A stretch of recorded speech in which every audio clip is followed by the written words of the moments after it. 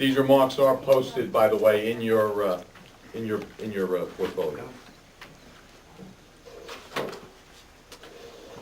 You know, we're going to ferret out waste and fraud and abuse in the government. I think you know I'll do that better than anybody. I've got a group of assistant U.S. attorneys sitting down in the court still doing their job. But let me tell you, they're watching the newspapers. And after we win this election, I'm going to take a whole group to tread with me and put them in every one of the departments. Because they saw a lot of waste and abuse that we investigated while we were in the U.S. Attorney's Office that didn't rise to the level of the crime. So I told them the good news is when we get the shred, we don't have to worry about beyond a reasonable doubt anymore. I can assure you don't have to worry about beyond a reasonable doubt anymore. Any questions? Thank you. Hi. Lou, I wanted to ask you, by doing this, are you taking a huge risk in terms of your own trial that's supposed to be coming up? And could you give an update on that? It could be not. I only know that the reason I'm doing this is that the system, there is no justice in criminal prosecutions in New Jersey.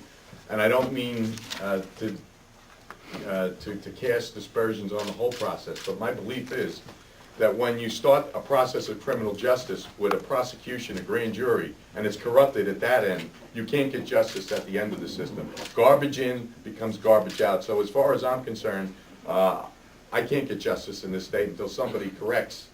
And it's not about me or any of these people. I believe that this issue is going to be swept aside just like they swept aside the previous 8 instances of abuse which were brought to public attention that the office just seems to whitewash. There's a portfolio in your folder, I believe, Exhibit 24, about the Office of Professional Responsibilities in Washington, D.C., who's supposed to oversee this. And it's a report that indicates that they have a tendency to protect their own.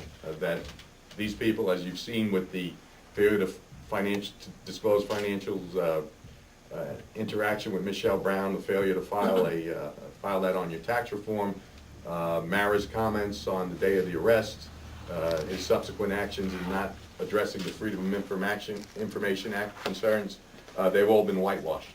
You think this issue's going to be swept aside, then what's the point of doing The this? point is that somebody has to know, okay? Because I believe, as in other instances, when someone takes the time to see and observe what's happened here, eventually it'll be corrected for somebody in the future. That we correct this system of injustice that existed in an office that really is running like a political war club. Yeah. Luke, have you filed a civil suit outlining these Not yet. allegations? If Not yet, and why? that's a consideration because there's obvious civil right areas here. We're not even done on some of the other stuff that we're looking at that I don't want to comment on, but it's just a disgusting thing. And I'm one who believed so much in the system of justice when I was arrested that day. Because of my own personal thing, I did not take any money. My campaign did not take any money. I know that. The government knows that. But I'm astonished. And seeing the evidence that we collected, it actually frightened me to know that this could happen in this country. Mr. Manzo, I know you just pointed out how Dory, they raided his office, home before he accepted any money, but I also apologize for not being able to get through all this. But as far as evidence goes of some more misconduct, I mean, can you outline some of the other things that you... Yeah, well, in there you'll see for yourself, for example, the informant. There's Attorney General guidelines, which I put into the exhibits, and you'll see that the FBI had been criticized by the Inspector General of the United States for in a study he did in 90% of their cases in using confidential informants of not complying with guidelines. Guidelines are established to protect due process.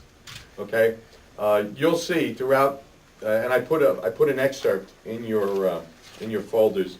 It highlights the activities going on that the government points out in each criminal complaint. If you read the activities there, you'll see the crimes being committed. You have an informant of the government telling someone, take this contribution, put it in your elect, and don't report my name. That's a crime under New Jersey state election law. Okay? A actor of the government doesn't act that way. It's prohibited from the law. Who were his handlers? Who in the FBI was handling him? Who in the U.S. Attorney's Office was overseeing that people's due process wasn't being violated. Right now, you've had people who pled guilty and aren't even aware that their due process was kicked to the curb throughout this whole system. Talking about Dweck, right? Yes. And the FBI and U.S. Attorney's Office. Who are the elected officials that you mentioned previously that are calling for the investigation in this process? During the, after the initiation of Bid Rig 3, I believe Congressman Pallone, Congressman Pastrell, and Senator Lautenberg all called on the Justice Department to investigate the U.S. Attorney's Office. Lou, could you summarize for us, what are you alleging happened here? What are you unhappy about and why? Well, I think it's obvious that when you connect the dots, it's that there was an attempt to use a government sting as an effort to help Christie's election to govern of New Jersey. It's centered on Democrats in Hudson County, a key county that in statewide elections, Democrats need to dominate. And when you look at the circumstances of how they selected targets for their investigations, for instance, there's a thing in the FBI manual called perdition, where you're supposed to assess the credibility and the remarks of the information you have before you decide to even target someone. Besides that, this would be classified by the FBI as a sensitive investigation. According to their guidelines, they're not supposed to arrest until an indictment. The only one who could overrule them is the U.S. Attorney's Office. And they did in this indication, and there's a story that was printed in the Times about that, and the one cheerleading that was Michelle Brown, the one who had a financial relationship with Christie, wound up getting a job, and then wound up interviewing other people investigating this case while she sat on transition team for Christie, and they were prosecuting the additions of Bid Rig 3. What about the charges that they allege you took money? You're saying that's absolutely... I'm saying it's absolutely not true. I am saying they absolutely know it's not true. And in court, I intend to prove it with their own evidence.